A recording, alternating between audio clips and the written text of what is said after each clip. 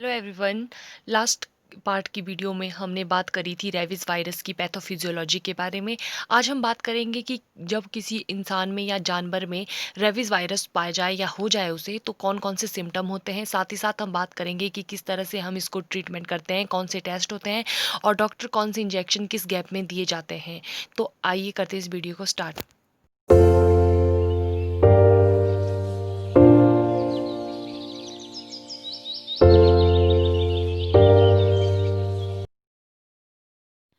जैसे कि हमें पता है कि जो रेबीज़ वायरस होता है वो हमारे चारों तरफ होता है। तो ये नॉर्मली जानवरों में नहीं होता, लेकिन कई बार ये जानवरों के थ्रू ही हमारी बॉडी के अंदर एंटर करता है। सभी जानवरों में नहीं होता है, लेकिन मोस्ट जो इस वायरस के रिज़र्वॉयर होते हैं वो होते हैं आपके डॉग्स यानी कि कुत्ते, बैट्स, चमगादड़, आपके कैट, जो बिल्लियाँ होती हैं। तो इस तरह की जो एनिमल्स होते हैं, जो खासकर ये डॉग्स में पाया जाता है, जो पेट हम पालते हैं उसमें ये ज़्यादा पाया जाता है। तो हम इसके सिम्टम कैसे करें पता कि अगर किसी जानवर को रेबीज़ हुआ है, रेबीज़ का वायरस किसी जानवर में अगर गया हो या किसी इंसान के अंदर गया हो तो उसके अंदर लक्षण कौन से होते हैं। तो सबसे पहले मैं बात करती हूँ कि किस तरह से हमें पता चलेगा कि अगर हमारे पास कोई पेट है तो उसके अंदर रेबीज़ के कौन से लक्षण हैं। हमारे आसपास अगर कोई हमें एनिमल मिलता है और अगर हम कोई एनिमल लवर हैं तो ये पता करें कि उस एनिमल की एक्टिविटी से पता चल जाता है, बिहेवियर से लग जाता पता। जैसे मैंने बोला कि रेबीज जो वायरस होता है वो आपके न्यूरो एक्टिविटी पर अफेक्ट करता है।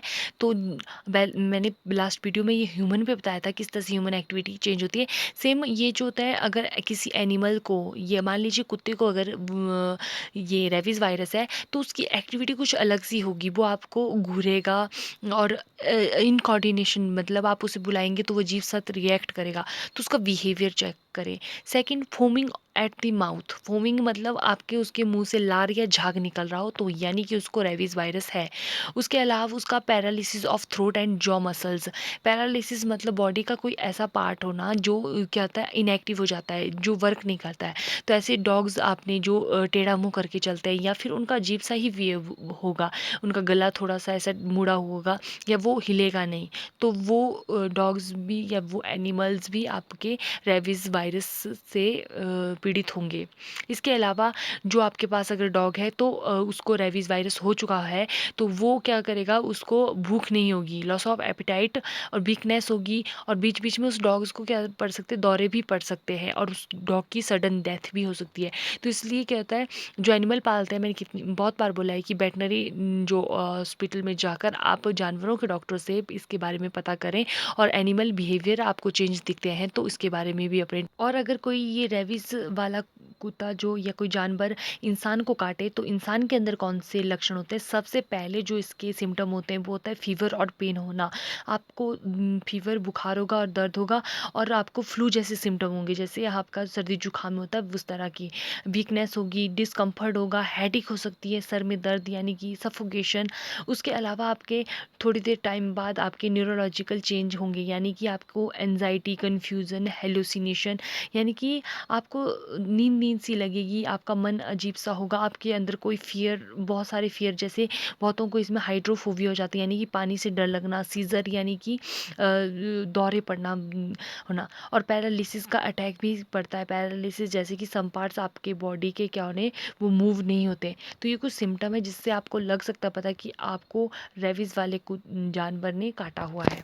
अगर आपको डॉग बाइट करे तो सबसे पहला तो ये है कि आप जो जिस एरिए पे डॉग ने आपको बाइट करा होता है उस एरिए को आप क्या करें, टॉवेल से, साफ़ टॉवेल से साफ़ करें। उस जो एरिया होगा उसको धो लें, पहले साबुन से वॉश कर लें और पानी से, या फिर उसे वॉश कर लें, उसके बाद उसे टॉवेल से सुखा दें। उसके बाद आप क्या करें, उसमें जो होते हैं सैनिटाइज्ड जो ड्रेसिंग होती है उसे यूज़ करें, या बैंडेज, सैनिटाइज जो बैंडेज होती है वो यूज़ करें।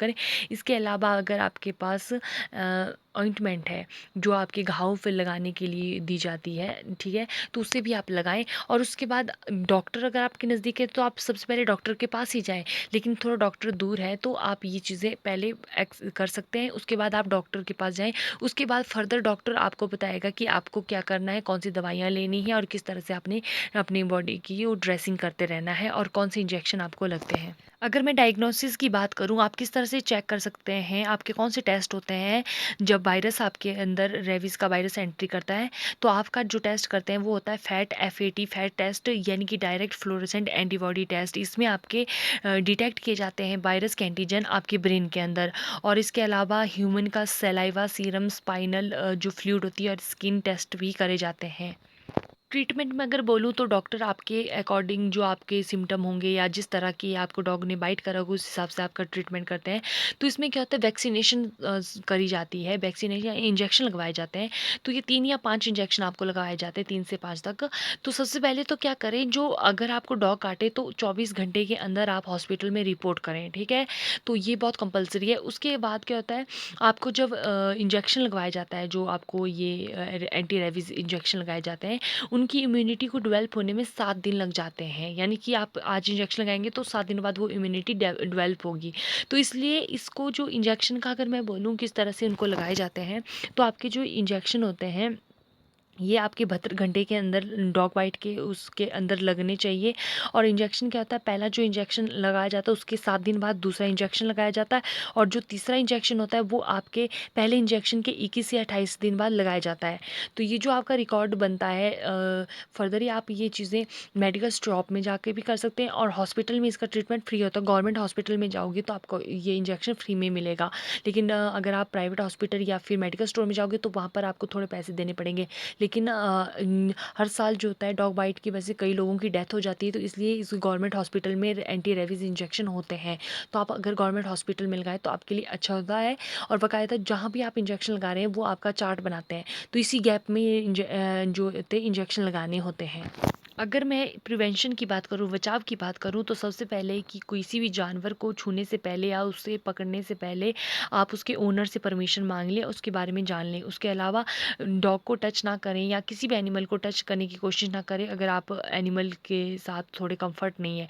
उसके अलावा अवॉइड करें कांटेक्ट, दूर रहें। साथ ही साथ जो भी जानवर, उनकी बॉडी लैंग्वेज को देखें। तो ये कुछ मैंने आज आपको इस वीडियो में बताया है कि डॉग बाइट करने पर क्या क्या होता है, रेबीज़ वायरस कैसे करता है। तो आई होप कि आपको ये वीडियो पसंद आई होगी। Thank you.